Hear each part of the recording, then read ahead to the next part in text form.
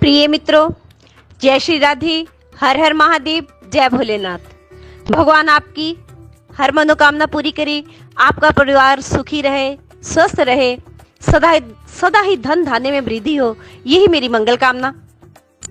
आज इस विषय पे जानकारी लेकर आई हूँ, वो है सुहागनों का पवित्र त्योहार और व्रत करवा चौथ। इस विषय पे आज कहानी लेकर आई हूँ करवा चौथ की। कहानी सुनाने से पहले मैं आपसे एक निवेदन करती हूँ कि हमारी तरफ से जन्म कुंडलियां देखने की निःशुल्क सेवा शुरू की गई है। आप इस सेवा का पूरा लाभ उठाएं। स्क्रीन के ऊपर मेरे व्हाट्सएप नंबर और मोबाइल नंबर फ्लैश हो रहे हैं।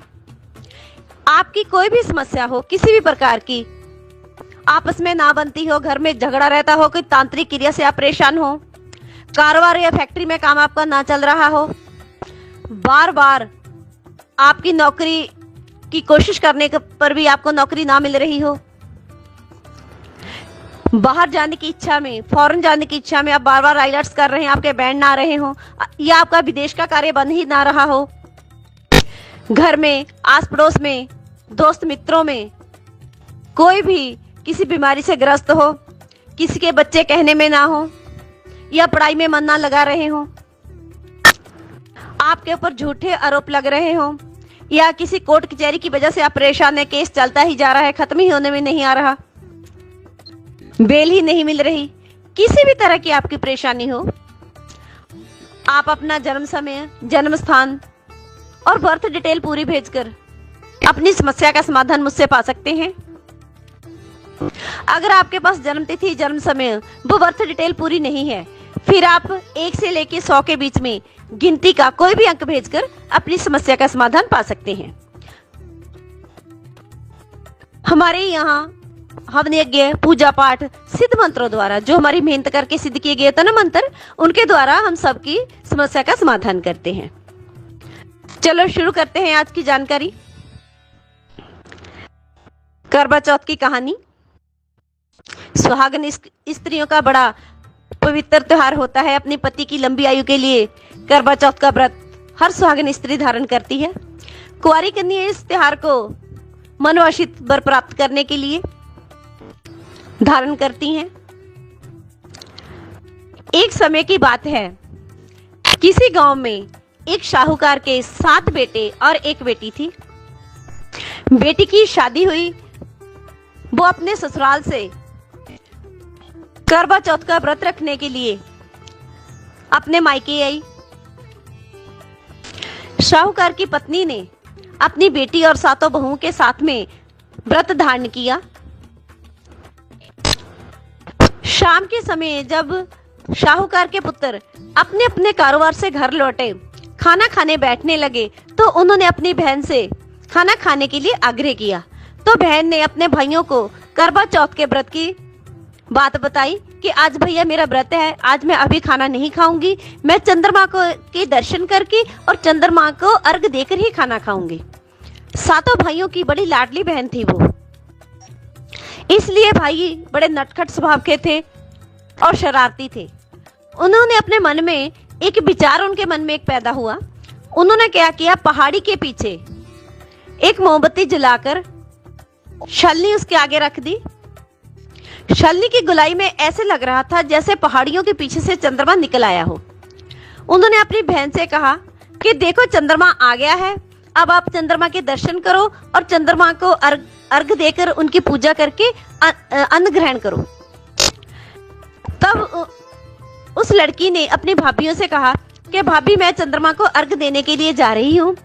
भाभियों ने कहा नहीं, तेरे भाई बड़े नटखट स्वभाव के हैं और शरारती हैं, तुझे पता ही है, इसलिए अभी चंद्रमा का समय नहीं हुआ। जब चंद्रमा निकलेगा तो हम सब इकट्ठे चंद्रमा को अर्घ देंगे और चंद्रमा की पूजा करेंगे, चंद्र दर्शन करेंगे।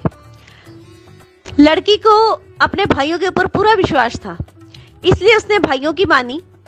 वे चंद्रमा को अर्घ देके, चंद्रमा पूजन करके जब आकर भाइयों के साथ खाना खाने के लिए बैठी, तो जैसे ही उसने पहला निवाला निकाला, उसको छींक आ गई। दूसरा निवाला निकाला, उसमें बाल आ गया। तीसरा निवाला निकाला तो उसी समय दरवाजे के ऊपर उसका देवर आ गया और बोला भाभी जल्दी चलो, भैया बहुत ज्यादा बीमार हैं। तब जैसे ही वो अपने मायके से ससुराल की तरफ जाने लगी तो उसकी माँ ने संदूक में से कुछ कपड़े निकाले जिसमें से सबसे ज्यादा सफेद और काले वस्त्र निकले। ये देखकर लड़की बहुत घबरा गई, पर उसकी माँ ने समझाया, बेटी जब तू रास्ते से गुजरेगी तो जो भी बुजुर्ग, बड़ा, छोटा, बच्चा जो भी आपको मिले उसके पांव छूती जाना और आशीर्वाद लेती जाना। उसने ऐसा ही किया। जिस रास्ते से वो निकल रही थी वो सबके पैर छू रही थी और सभी उसके लिए बोल रहे थे, सदा सुखी रहे, सदा सुहागिन रहे, पुत्र पौत्र वाली हो। ऐसे ही पांव छूते छूते वो अपने घर पहुंच गई। घर जाकर उसने अपनी सास के पांव छुए और छोटी ननद के पांव छुए। उन्होंने भी ऐसे ही आशीर्वाद दिया कि सदा सुखी रहो, सुहागिन रहो, पुत्र पौत्र वाली हो। उसने अपने पल्लू में गांठ लगा ली। थोड़ी आगे जाके जब उसने देखा तो उसका पति मूर्छित अवस्था में जमीन पर लेटाया हुआ था। ये देखकर वो बहुत जोर जोर से रोने लगी और उसने मन ही मन करवा चौथ माता से प्रार्थना की, हे करवा माता, अगर मेरे से कोई भूल हो गई हो तो मुझे क्षमा करना। मैं आपसे ये मन्नत मांगती हूँ कि मैं आपके ये व्रत पूरा 1 वर्ष तक रखूंगी। उसने ऐसा ही किया। वो हर बार व्रत रखती, हर बार करवा माता आती।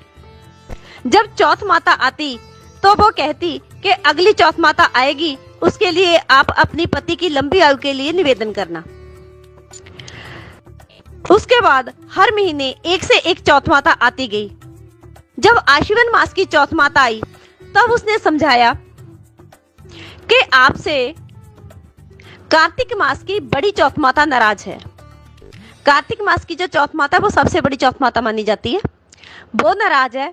जैसे वो आए आप उसके लिए श्रृंगार का सामान तैयार रखना, दक्षिणा तैयार रखना और माता के पैर जोर से पकड़ लेना और अपने पति की लंबी उम्र की आयु के लिए प्रार्थना करना। उसने ऐसा ही किया। जब कार्तिक मास की चौथ माता आई तो उसने उस माता के पैर जोर से पकड़ लिए और जोर जोर से रोने लगी और गिड़गिड़ाने लगी, हे माँ, मेरे पति की आयु लंबी करो, मेरे पति की मूर्छित अवस्था को बाहर निकालो, मेरे पति मूर्छित पड़े हैं। तो इस पर चौथ माता बोली, तू तो दिन में चांद निकालने वाली है, तू तो बड़ी भूखी है, तू तो भाइयों की लाडली है। इस पर बहू ने माता से क्षमा मांगी और बोला कि माता कृपा आप मेरे पति को ठीक कीजिए, मेरे पति को लंबी आयु दीजिए। फिर चौथ माता ने कहा, ठीक है, मेरा श्रृंगार का सामान लाओ। उसने 16 श्रृंगार का सामान माता के हाथों में दिया। माता ने अपने मांग से सिंदूर निकाला, जल की गड़बी में वो भी घोल दिया। हाथों से मेहंदी निकाली, वो भी जल की गड़बी में घोल दी और आंख में से काजल निकाला, वो भी जल की गड़बी में घोल दिया और उसके बाद में उसके पति के ऊपर छींटा लगाया। जैसे ही माता ने उसके पति के ऊपर छींटा लगाया, उसका पति उठकर बैठ गया और मूर्छित अवस्था से बाहर हो गया। जब माता जा रही थी तो माता जाते जाते उनकी झोपड़ी के ऊपर, जिस झोपड़ी में वो रहती थी, वहां पे लात मार गई। जब माता जाने लगी तो उसने माता के पैर पकड़े और बोली, माता, मेरी एक कामना है, एक आपसे निवेदन है कि आप मुझे कुछ आशीर्वाद देते जाएं कि जैसे पहले मुझे दुख दिया है, किसी भी सुहागन स्त्री को ऐसा कोई दुख ना आए, कोई ऐसा उपाय बताओ। और जैसे बाद में मेरे पति के अमर रहने की आपने आशीर्वाद दिया है, मुझे प्रसन्न किया है, ऐसा आशीर्वाद आप सभी सुहागन स्त्रियों को दो, ऐसा कोई उपाय मुझे बताती जाओ। तब माता ने कहा, जो भी सुहागिन स्त्री करवा चौथ का व्रत धारण करेगी, उसके पति को कभी किसी प्रकार की कोई भी विपदा नहीं आएगी और वो स्त्री सदा सुहागिन रहेगी, धन धान्य से भरपूर रहेगी। कुछ समय के बाद उसका पति ठीक ठाक होके अच्छा खासा काम करने लगा, कमाने लगा। कमाई में इतनी ज्यादा बरकत हुई, इतना ज्यादा वैभव हुआ कि वहां झोपड़ी से महल बन गया। उसकी सास ढोल के साथ, बाजे गाजे के साथ अपनी बहू और बेटे को घर में लेके आई और अपनी बहू से बोली कि बेटी, ये जो तूने करवा चौथ माता के जो व्रत रखे हैं, ये उसी का आशीर्वाद है। धन्यवाद। मेरे द्वारा बताई गई जानकारी आपको कैसी लगी? प्लीज वीडियो को ज्यादा से ज्यादा लाइक करना, शेयर करना।